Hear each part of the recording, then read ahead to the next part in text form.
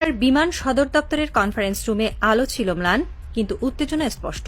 জানালার ওপারে ঝিরে ঝিরে বৃষ্টি পড়ছে, আর টেবিলের ওপরে ছড়িয়ে আছে ইউরোপ, চীন, তুরস্ক ও পাকিস্তানের প্রতিরক্ষা কোম্পানির নথি। বিমানবাহিনীর এক জ্যেষ্ঠ কর্মকর্তা ধীর কণ্ঠে বললেন, স্যার, ইউরোফাইটার, টাইফুন জে-10C এবং জে-F-17 এই তিনটাই এখন আমাদের হাতে আসতে যাচ্ছে। আকাশটা আর এক হবে না।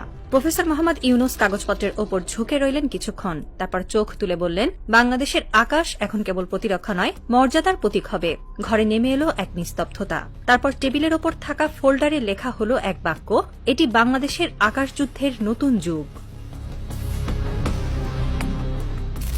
শেখ হাসিনা সরকারের সময়ে প্রতিরক্ষা খাতে অনেক পরিকল্পনা হলেও বাস্তবায়নের ঘাটতি ছিল।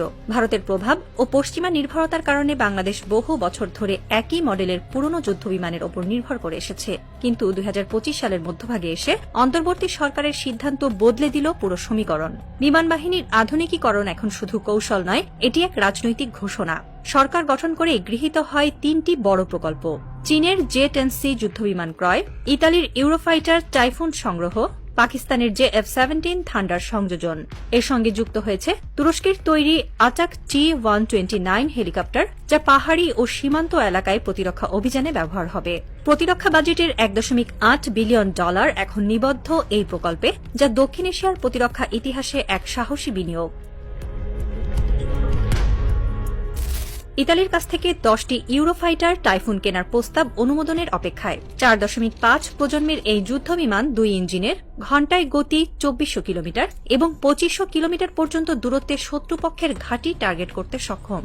এটিতে রয়েছে অ্যান্টিশিপ মিসাইল, যার ফলে বঙ্গোপসাগরের নৌবহর ঢোকার আগেই নিষ্ক্রিয় করা সম্ভব হবে। বিমান বাহিনীর এক কর্মকর্তা মন্তব্য করেছেন, ইউরোফাইটার আসলে কেবল বিমান নয়, এটি আকাশে একটি চলমান প্রতিরক্ষা ঘাঁটি।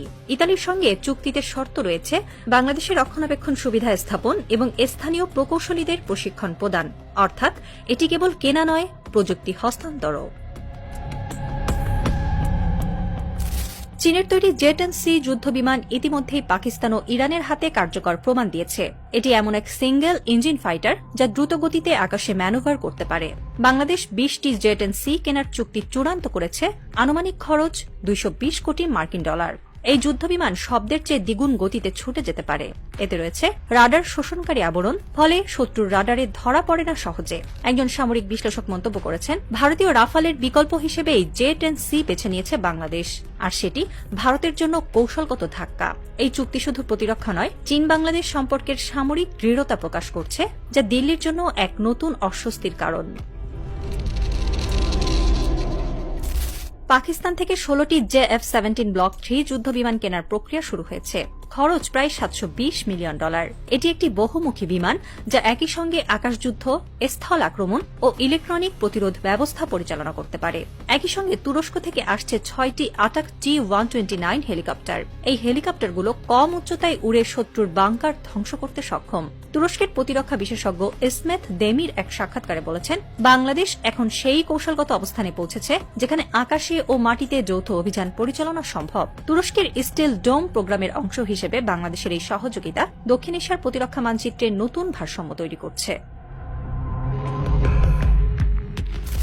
ভারতীয় নীতি নির্ধারকরা এখন প্রকাশ্যে কিছু না বললেও নয়াদিল্লির থিঙ্ক ট্যাঙ্কগুলো এই ক্রয়কে বাংলাদেশের প্রতিরক্ষা স্বাধীনতার ঘোষণাপত্র বলে বর্ণনা করেছে।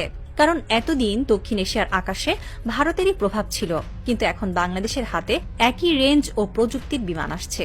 একজন অবসরপ্রাপ্ত ভারতীয় এয়ার মার্শাল গোপনে স্বীকার করেছেন, ঢাকা এখন কেবল নিজের আকাশ রক্ষা করছে না, আমাদের ওপরও নজর রাখছে। বাংলাদেশের নতুন রাডার নেটওয়ার্ক ইতিমধ্যেই 400 কিলোমিটার পর্যন্ত নজরদারি সক্ষমতা অর্জন করেছে। অর্থাৎ মেঘালয়, ত্রিপুরা ও মিজোরামের আকাশ এখন কার্যত বাংলাদেশের পর্যবেক্ষণ জোনে। দিল্লি এখন যে প্রশ্নের মুখে, বাংলাদেশ কি এক নতুন প্রতিরক্ষা মেরু গঠন করছে?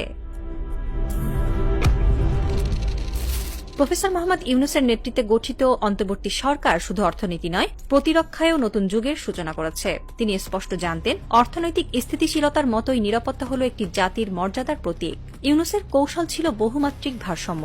চীন, তুরস্ক ও ইউরোপের সঙ্গে একযোগে কাজ করে ভারতের একছত্র প্রভাব ভেঙে দেওয়া। তার নির্দেশেই ফোর্সেস গোল 2030 পুনর্গঠন করা হয়েছে, যেখানে লক্ষ্য আত্মনির্ভর প্রতিরক্ষা শিল্প। রাজশাহী ও চট্টগ্রামে স্থাপিত হচ্ছে বিমান রক্ষণাবেক্ষণ কারখানা, যাতে আগামী দশকে বাংলাদেশ নিজের যুদ্ধবিমান সার্ভিসিং করতে পারে। রাতের আকাশে একটি নীলচে রেখা ছুটে গেল। ঢাকার ক্যান্টনমেন্টের কন্ট্রোল রুমে একজন অফিসার ফিসফিস করে বলল, স্যার, প্রথম ইউরোফাইটার এখন বাংলাদেশের আকাশে।